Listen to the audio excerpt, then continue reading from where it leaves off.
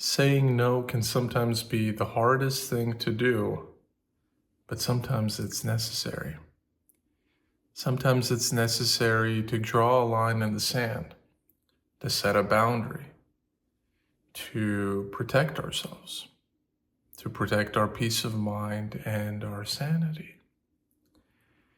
You see, when we enter into and when we traverse on the spiritual path, the natural inclination is to say yes, to be open to opportunities, to be open to new relationships, to be open to new uses of time, to be open to new adventures and challenges and opportunities. But equally important, and something that I feel is perhaps not focused on as much in kind of the spiritual teachings out there today, is the power and ability to say no.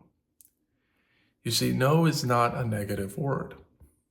Even though it may seem like it carries a negative connotation, there's actually a useful purpose to it. No shows us what we won't sacrifice our values for. No reaffirms what those values are in the first place.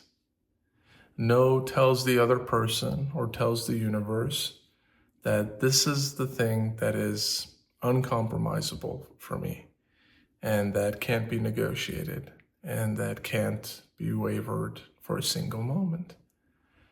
You know, oftentimes when people come to me for advice on how to treat a relationship or how to find the perfect partner, rather than telling them, these are the things I think you should look for, I ask them, what are the things you don't want?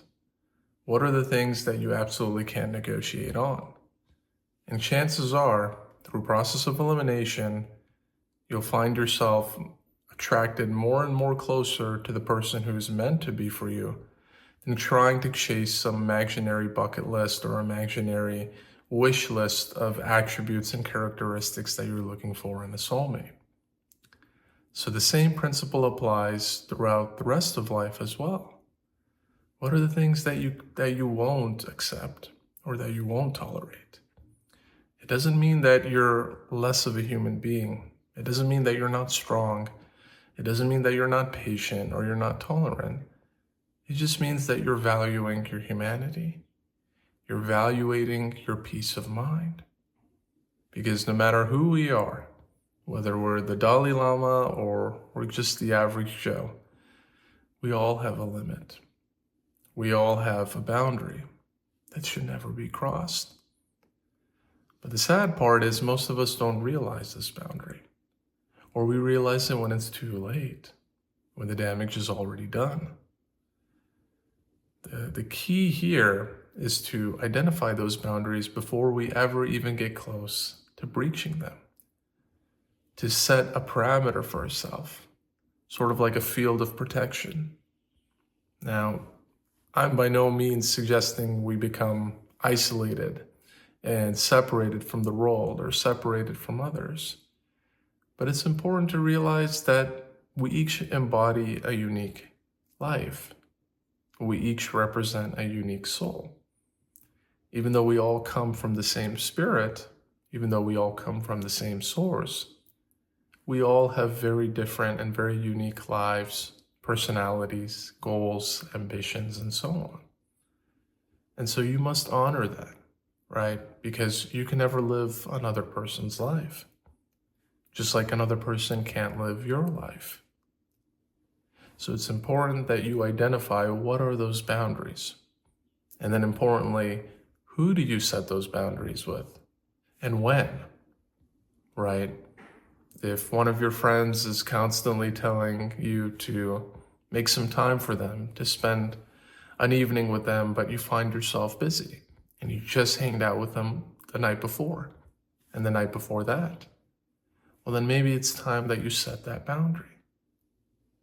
If your partner is telling you that I don't want to accept this, but it's important for you, that item or that thing gives you meaning, gives you a purpose, gives you a sense of satisfaction, then it's important to speak up, right? I think a lot of the times people are afraid to say no because they're afraid of conflict.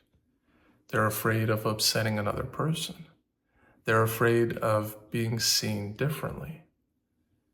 But the goal here is not to try to have ourselves be seen differently, but rather to speak up, to use our voice in a gentle and calm way. Now, we don't need to get angry, we don't need to get worked up, but we do need to set some sort of a limit and to say, this is what I can tolerate and handle, and this is where we're going to have to figure out a solution. We're going to have to get creative. And I think that's really the crux of it, is all of us desire to be loved at the most deepest and fundamental level. And sometimes when we're faced with conflict, there's that fear that if we stand up, if we push back, then that love won't be given to us. And so naturally, we'll change our habits. We'll start saying yes more, right? You see it a lot in work sometimes, especially when you're new on the job. You say yes to assignments you normally wouldn't. You work a little bit longer than you normally would. And it becomes harder and harder for you as you set those habits early on, because you've set the expectation that you're going to go above and beyond. And the minute you start feeling burnt out, the minute you start feeling like this is too much, you fear that this desire to set a boundary for yourself will anger or upset your employer in some sort of way. And so it becomes very difficult. So I think it's important to not only set boundaries in life, but also to understand what are the root causes. What has prevented me from setting up a boundary thus far? And I promise, once you are able to become more aware of what truly matters to you, you'll be able to actually achieve those things, whether that's a peace of mind, whether that's a schedule to yourself, a little bit of me time, your ability to breathe, your ability to have your own space, or to function as a human being living a spiritual experience. But it all comes from this ability to say no. It's not a word that you would associate a lot with spirituality, but I hope through this video, you start to look at it in a slightly different way. If you enjoyed this video, please don't hesitate to drop a like and check out some of the other videos on this channel, which touch on similar themes of spirituality, spiritual growth, and awakening.